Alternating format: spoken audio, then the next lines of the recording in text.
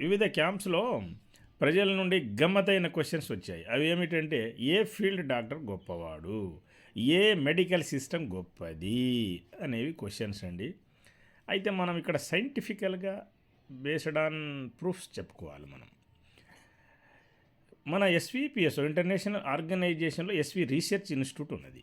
ఈ research institute తరపున అన్ని మెడికల్ సిస్టమ్‌పై గత ఏళ్లుగా రీసెర్చ్ చేయడం జరిగినది. A to Z different different chronic critical accident poison serious కేసులన్నిటిని ట్రీట్మెంట్ చేయడం జరిగినది. అయితే అప్పుడు ఫాస్ట్గా పర్మనెంట్గా ఈ కేసులన్నీ క్యూర్ అయింది ఎందులో electrohomeopathy and alternate medical system of plants and flowers electricity medicines medical system developed by SVPS organisation. ఫైనల్గా bachelor of electrohomeopathy medicine and surgery BMS MBBS కంటే గొప్పదని తేలిపోయింది. Next MDEH and AS MDMS allopathy కంటే గొప్పదని prove అయిపోయింది. మరి లక్షల కేసులు బాగా చేసాం, రికార్డ్ రిపోర్ట్ చూసుకోవచ్చు. తర్వాత డిఫరెంట్ డిఫరెంట్ కేసులన్నీ బాగా అయ్యాయి. They are leading happy life ఆ పేషెంట్ని కూడా చూసుకోవచ్చు అండి.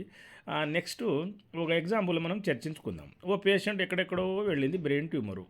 అన్ని అలోపతి హాస్పిటల్ తిరగడం అయిపోయింది.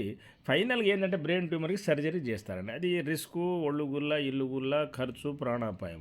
మరి మనం ఈ ఎలక్ట్రో పంచరు ఎలక్ట్రో హోమియోపతి మెడిసిన్ ద్వారా సింపుల్గా 3 నెలల్లో బాగు చేసేసాం.